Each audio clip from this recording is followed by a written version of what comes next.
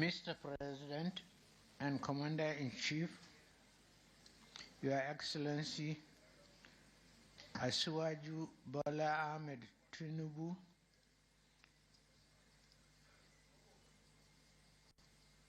the Asiwaju of the universe, and the Jagaba of Naija State. I wouldn't say Bargu alone.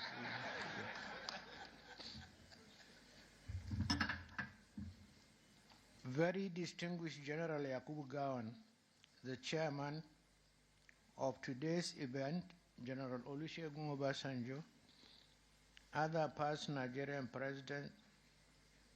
President, my brothers, General Abdusalami Abubakar and Dr. Goodluck Ebele Jonathan, and the representative of General Muhammadu Buhari,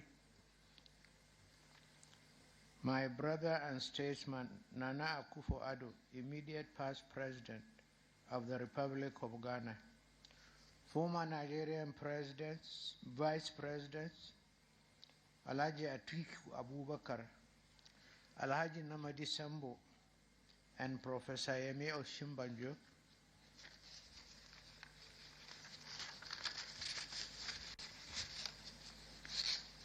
senators and House of Representatives members present, state governors present and past, our royal fathers present, honorable ministers.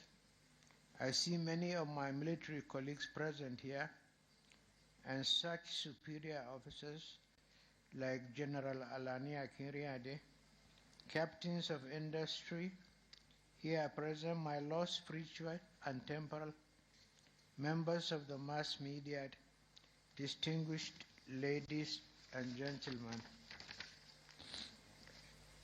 Your presence here today is not just a matter of convenience, but as testament to the significance of this event. I sincerely appreciate you have taken time from your busy schedule to share this moment of memory with us. Your presence is not just invaluable, it is very essence of this gathering, and I am eternally grateful to your gesture. I salute the President, our President and Commander-in-Chief, His Excellency Asiwaju Bola Ahmed Tinubu, for finding time from his onerous assignment to honor us today.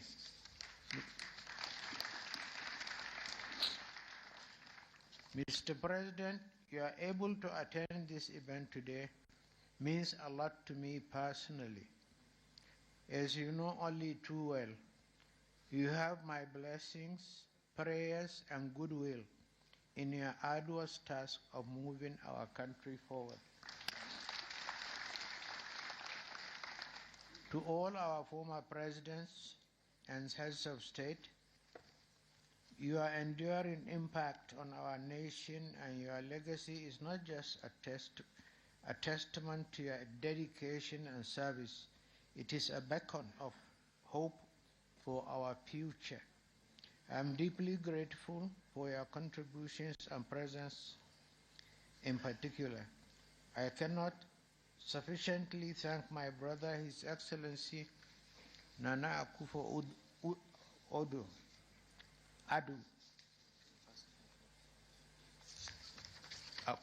the immediate past president of the Republic of Ghana, for giving us the honor of delivering the keynote address.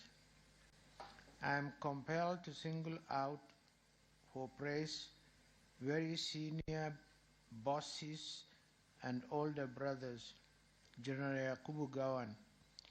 His incisive forward to the book is admirable and moving. I'm grateful, sir. General Gawan and my other boss, General Olusegun Obasanjo, who gladly agreed to chair this event, have positively impacted my life. I am also immensely grateful to my other boss and mentor, General T.Y. Danjuma. I'm delighted that I could recall General Danjuma's leadership qualities in my book, both during the Civil War and as the Chief of Army Staff. It is fair to say that as Chief of Army Staff, T.Y. set a standard by which succeeding chiefs have been judged. My childhood friend and classmate at Bida, General Abdusalam Abubakar, Audu for short, who has always stood by me, belongs to special class, if only because he now readily admits I am his elder brother.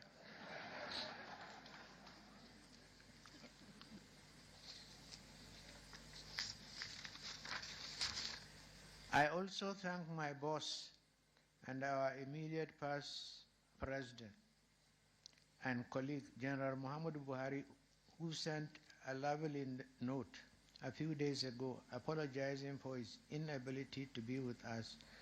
I'm delighted that he has asked one of his ministers to represent him on this occasion. Similarly, I thank His Excellency Professor Yemi Osinbajo, Nigeria's immediate past Vice President, who reviewed today's book with characteristics brilliance. I shall remain forever grateful to all governors of our states, distinguished senators and members of the House of Representatives, past and present. To our Royal Highnesses, I am deeply grateful for your presence. I understand the effort it takes to travel from your different domains to attend this event like this. Your presence adds a unique and esteemed perspective to this event, and I pray for your safe return home. My deep appreciation of your presence and support is that of the captains of industry of our illustrious private sector will be eternally on record. The Board of Trustees of Presidential Library will find befitting ways of permanently acknowledging your support in the envisaged facility. Talking of captains of industry, how do I thank my son, Abdul Samad Rabiu? He has shown enduring commitment to this event and the library project from day one. Thank you very much, Abdul Samad. To the rest of this distinguished audience, drawn as I can see from different parts of the country, I thank you from the depth of my heart as representatives of our people, especially those who are unable to be here, some of whom have managed to reach out to me since the details of today's events were made public. I'm humbled by your presence and the interest you have shown in my memoirs and the library project. No matter our points of origin in the Nigerian encounter, we all share experience of a fascinating national journey. Ours is the story of a thrilling past, an engaging present, and a most promising future. Today's event reminds us that we are not just here to remember the past, but to actively shape the present and envision a bright future with hope. A future that each one of you, with your unique perspectives and contributions, will help to build. The first aspect of today's event is the public presentation which has been done. This memoir, a culmination of over 3 decades of reflection, significantly contributed to our understanding of our national history. Throughout the public presentation of this book, I believe I am paying a huge part of my debt to public. I have had to contend with this question all the time. When will you tell your side of the story? Understandably, our period of service has somehow evoked, and rightly so, many questions and stories among our public. This book, which chronicles my experiences, decisions, and challenges during our national service, tries to answer some of these questions from my modest perspective. My colleagues in arms and I presided over significant change and turbulent reform. We confronted monumental challenges in the economy, the polity, foreign affairs and defense, and security spheres of our national life. We surmounted obstacles, sought change from old ways, encountered unusual obstacles, and devised innovative solutions. We all thought to leave Nigeria a better place than we found it, often at a great personal sacrifice and in the face of significant challenges. I'm deeply aware of the inconveniences and sacrifices the public endured during this period, and I acknowledge and appreciate their resilience and commitment to progress. Although the reform caused inconveniences to our people, we built lasting national institutions, some of which are still in place today. Undoubtedly, credible, free and fair elections were held on June 12, 1993. However, the tragic irony of history remains that the administration that devised a near-perfect electoral system and conducted those near-perfect elections could not complete the process. That accident of history is most regrettable. The nation is entitled to expect my impression of regret.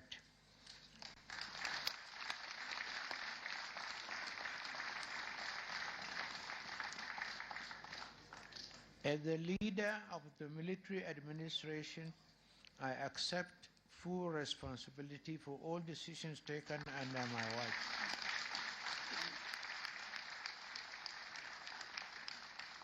And June 12 happened under my watch. Mistakes, oversights, and missteps happen in quick succession. But I say in my book, in all matters we acted in the supreme national interest so that Nigeria could survive. Our nation's march to democracy was interrupted, a fact that I deeply regret, but Nigeria survived and democracy is still alive, a testament to our resilience and commitment to progress. This book is part of my personal story of that encounter with national history. I did not travel alone. I undertook the challenging work of leadership in the company of many patriots. Many are still here, while others have gone the way of all the flesh.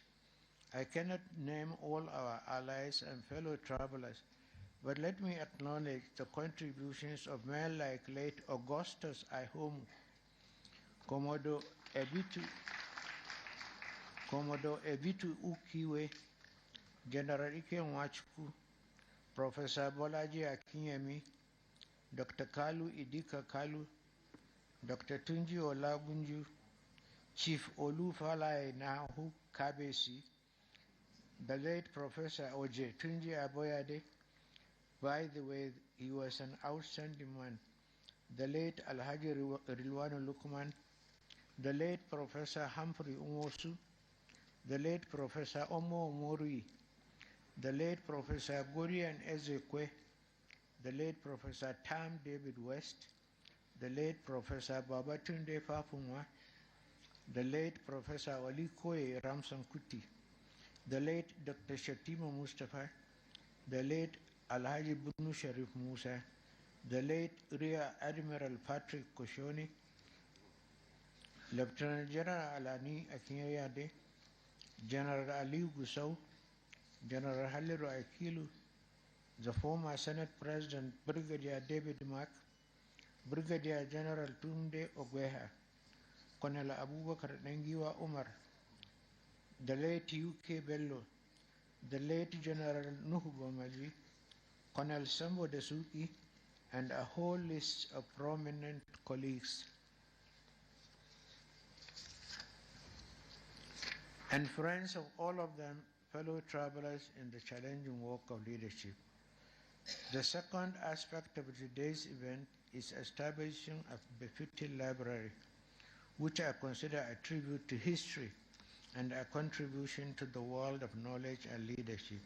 In this regard, I thank my friend and family member, our former Vice President, Namadi Sambo, who created a unique architectural design for the Presidential Library on my 80th birthday.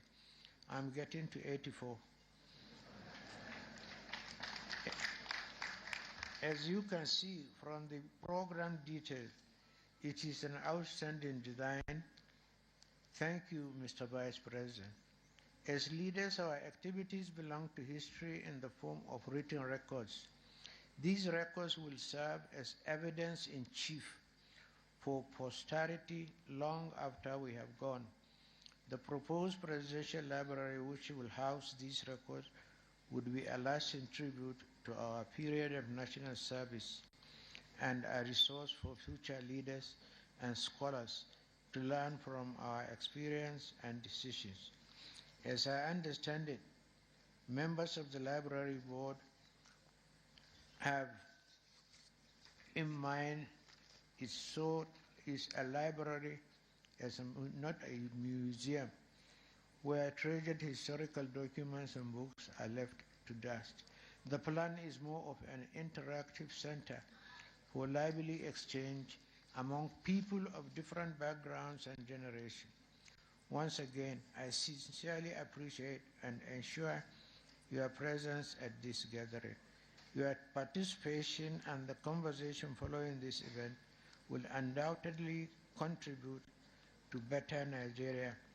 I'm grateful for your support and look forward to our shared journey towards brighter future.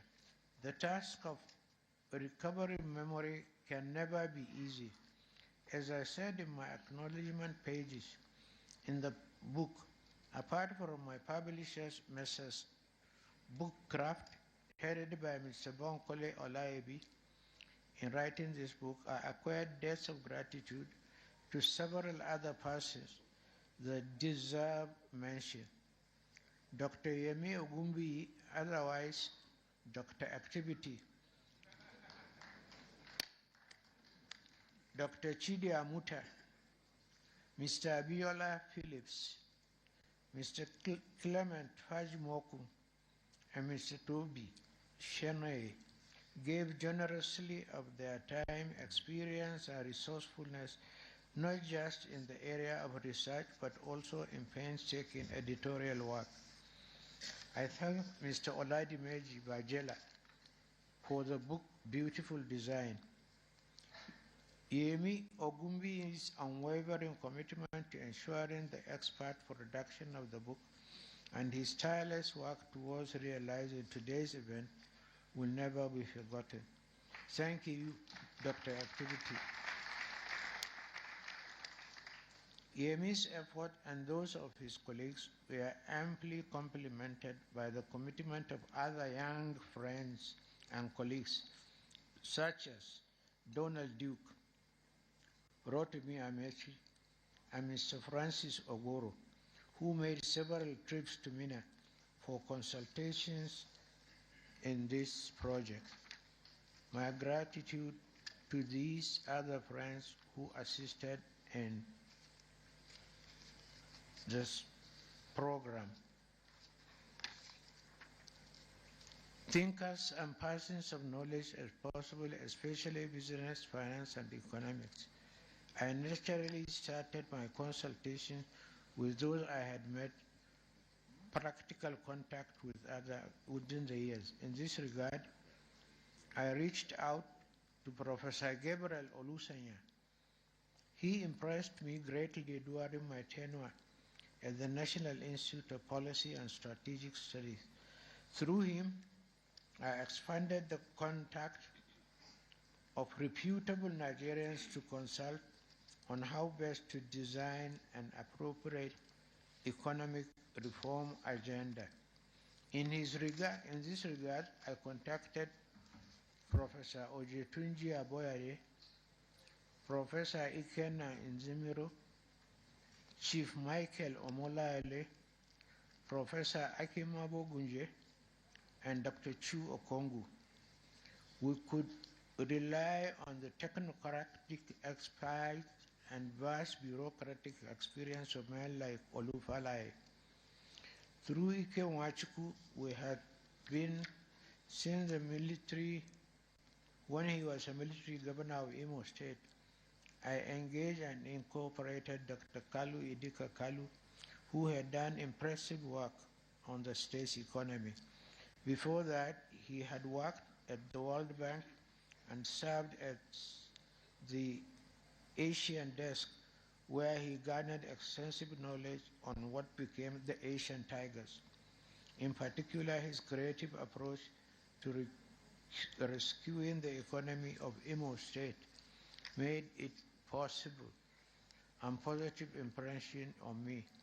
Under the famed Imo formula, he excited me and I brought him to the federal level to help us with the economics of spending only what you have. Such prudent management and economic realism was what, in my view, our desperate economic situation required. What I found exciting respected each other, with each one you consulted and brought about on board. He had a string of other colleagues with similar experience to bring along. In little or no time, we had a virtual faculty of people with extensive ideas, vast experience, and diverse background.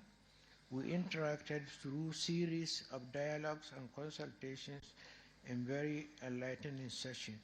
We became more like a community of friends and colleagues, but we were united by our shared commitment to making Nigeria self-sufficient and workable.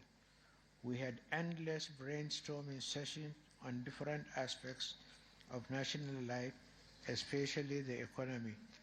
I found brainstorming sessions very enlightening and refreshing.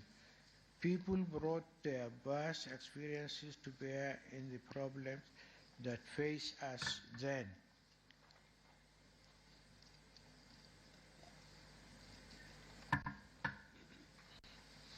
In particular, I recall the insights of Professor Ikenna Nzimiro, who brought a lot of life to our sessions by relating our present problems to his experiences from the past. He would, for instance, ask me jovially, "Mr. President, how old are you?" And I told him one day that I was born in 1941. So he looked at me and laughed and said, "I was an activist in the Zikist National Vanguard when you were born."